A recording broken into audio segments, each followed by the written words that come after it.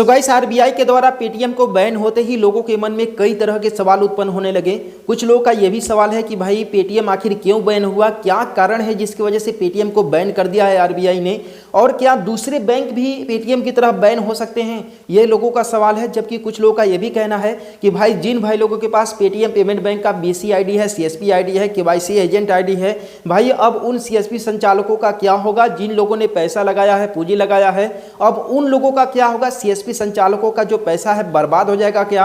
जबकि कुछ लोगों का यह भी सवाल है कि भाई जो मेरे पेटीएम पेमेंट बैंक में पैसे पड़े हुए हैं, चाहे वैलेट में चाहे सेविंग अकाउंट में, मैं कब तक उस पैसे को निकाल सकता हूं, फोन पे गूगल पे के माध्यम से पेटीएम का पैसा ट्रांसफर होगा कि नहीं होगा। आखिर पेटीएम को आरबीआई ने क्यों बैन किया, क्या कारण है, क्या रीजंस है जिससे आज पेटीएम को बैन का सामना करना पड़ रहा है। तो देखिए, अगर इस तरीके के सवाल अगर आपके मन में आ रहे हैं तो सबसे पहले आप लोगों को पेटीएम के जर्नी को समझना होगा कि आखिर पेटीएम एक छोटी सी कंपनी से इतनी बड़ी आज कंपनी कैसे हो गई और क्या कारण है जिसकी वजह से कंपनी को बैन का सामना करना पड़ रहा है।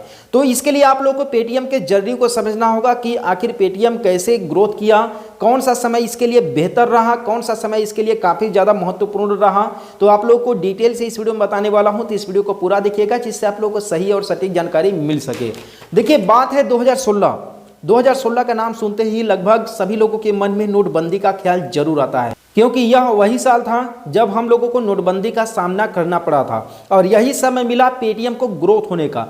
क्योंकि नोटबंदी एक ऐसा समय था जिसमें दूसरे लोगों के लिए भले ही घाटे का सौदा हुआ होगा, लेकिन पेटीएम के लिए एक बहुत ही बेहतरीन सौदा साबित हुआ और वही समय पेटीएम को बहुत ही ज़्यादा समझ लीजिए ग्रोथ कर दिया। उस समय पेटीएम का एक कैंपेन आया था, पेटीएम करो, ठीक है। ये जो भाई जो ये वर्ड है ना, लोगों के एकदम जहन में घुस गया कि भाई अगर पेटीएम अगर कहीं पर पेमेंट करना है, ऑनलाइन पेमेंट करना है, भाई पेटीएम कर दें, पेटीएम कर दें।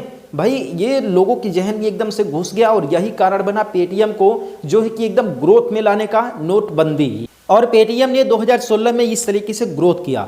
अब समय बीता, 2017 आया। 2017 में पेटीएम ने जो है कि अपने आप को पेटीएम पेमेंट बैंक के तौर पर जो है कि परमिशंस ले लिया गवर्नमेंट से और अपना खुद का पेटीएम पेमेंट बैंक, पूरी तरीके से बैंक तो नहीं बन गया लेकिन बैंक जैसे सर्विसेज देने लगा ग्राहकों को। में सेविंग अकाउंट ओपन होने लगा, पैसे रखने लगे लोग, उसका यूपीआई भी यूज करने लगे। भाई एक चीज़ और है कि उस समय लोग यूपीआई को बहुत कम जानते थे, उस समय बस केवल पेटीएम जानते थे लोग। पेटीएम के माध्यम से पैसा लेना देना और पेटीएम पेमेंट बैंक लोग जानते थे। कब? 2017 में।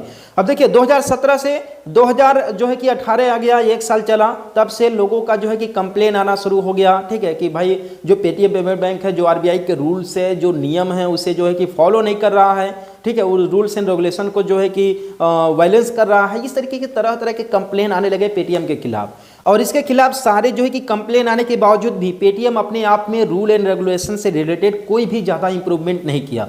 2018 से 2019 बीत गया, 2020 बीत गया, 2021 बीत गया, आखिर 2022 में आरबीआई की तरफ से एक लीगल नोटिस पेटीएम को भेजा गया कि भाई अब तो सुधार करो, अब तो नियम और गाइडलाइंस को फॉलो करो आरबीआई का।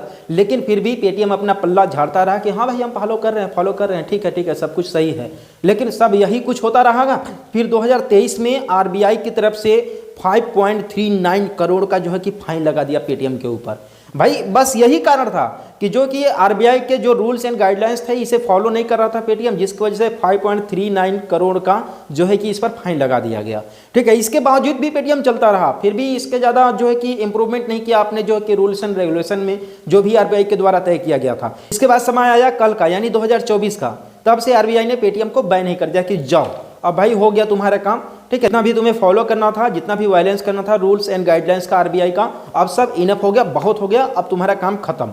तो इसे लेकर के आरबीआई ने जो है सीधे उसे बैन ही कर दिया। तो ये रहा देखिए पेटीएम का जर्नी, और आप लोगों को इस जर्नी से धीरे धीरे आंकड़ा लग गया होगा कि आखिर पेटीएम को क्यों बैन किया आरबीआई ने। और आरबीआई के द्वारा पेटीएम को बैन करने का एक और कारण है चाइनीज इन्वेस्टमेंट, ठीक है। अब देखिए चाइनीज इन्वेस्टमेंट, अब जैसा कि आप सभी को पता ही है कि भाई गवर्नमेंट चाइनीज एप्लीकेशंस को जो है कि बैन कर रही है, ब्लॉक कर रही है। आप लोग को पता होगा कि एक बार 36-40 ऐसे एप्लीकेशन ब्लॉक हुए थे, दूसरे बार जो है कि 1000 या फिर 500, इस तरीके से कुल मिलाकर के गवर्नमेंट चाइनीज एप्लीकेशंस को, चाइनीज कंपनी को जो है कि हटाना चाहती है। लेकिन ये पेटीएम क्या कर रहा था, चाइनीज इन्वेस्टमेंट करा रहा था। पर एक और एलिगेशन लगाया जा रहा था कि पेटीएम जो है यहाँ के जो भी भारतीय लोग हैं इनका डेटा जो है चाइना को बेच रही है, चाइना को सेल कर रही है। है। ठीक है, तो ये भी हालांकि ये साबित नहीं हुआ है लेकिन लोगों का ये कहना है। लेकिन जो पहला रीजन है कि चाइनीज लोगों का इन्वेस्टमेंट पेटीएम में, जिसकी वजह से आरबीआई ने इसे बैन ही कर दिया, और रूल्स एंड रेगुलेशन, ये दो कारण है जिसकी वजह से आरबीआई ने पेटीएम को बैन ही कर दिया है। देखिए, बात करते हैं डेडलाइन के बारे में कि अगर आपका पेटीएम पेमेंट बैंक में खाता है और आप अपने खाते में जो है कि पैसे रखे हैं या फिर आप पेटीएम के वैलेट में पैसे रखे हैं, तो कब तक आप उस पैसे को निकाल सकते हैं, उसके लिए क्या डेडलाइन है। तो उसके लिए है 29 फरवरी से पहले भैया जो भी पैसा आपका पड़ा है पेटीएम में उसे पैसा निकाल लो, नहीं तो भी कहाँ पता डूब जाएगा, कोई भी गारंटी नहीं है इसकी। ठीक है, तो ये आप लोग जरूर सबसे पहले कर लेना। अब दूसरे में बात करते हैं कि जिनके पास पेटीएम पेमेंट बैंक का केवाईसी एजेंट है या फिर पेटीएम पेमेंट बैंक का सीएसपी पॉइंट है, बीसी पॉइंट है, अब उन लोगों का क्या होगा। भाई होगा कुछ नहीं, बस पेटीएम का सारा धंधा चौपट हो जाएगा। उसके जगह पर फिनो का आईडी ले लो, एयरटेल का आईडी ले लो और दूसरे बैंकों का खाता खोलो। पेटीएम का चक्कर अब छोड़ो, पेटीएम तो गया। अब मान लो अब उठेगा कि नहीं उठेगा इसकी कोई भी गारंटी नहीं है, लेकिन हाँ अभी तो फिलहाल इसका बाजार साफ ही दिख रहा है आने वाले समय में, और इसका फ्यूचर भी। अब बात करते हैं कि क्या पेटीएम की तरह दूसरे पेमेंट बैंक भी बैन हो सकते हैं। हाँ भाई बिल्कुल हो सकते हैं, क्योंकि भाई देखो जो भी गवर्नमेंट का नहीं रहा वो किसी का नहीं रहा, क्योंकि जो गवर्नमेंट का रूल्स एंड रेगुलेशंस को जो फॉलो करेगा वही भाई रहेगा, नहीं तो भाई वो किसी का नहीं रहेगा। भाई अगर आपको मार्केट में अगर रजिस्ट करना है तो गवर्नमेंट के अंडर में रहना होगा, गवर्नमेंट के रूल्स को रेगुलेशंस को फॉलो करना ही होगा, नहीं तो भाई जो है कि दूसरे पेमेंट बैंक या बैंक भी बैन हो सकते हैं। ठीक है, तो आई होप कि आप लोगों को इस वीडियो के माध्यम से एक जानकारी मिला होगा, तो इस चैनल को सब्सक्राइब कर दीजिएगा और वीडियो को लाइक कर दीजिएगा। मिलते हैं फिर किसी नेक्स्ट वीडियो में एक नए अपडेट के साथ।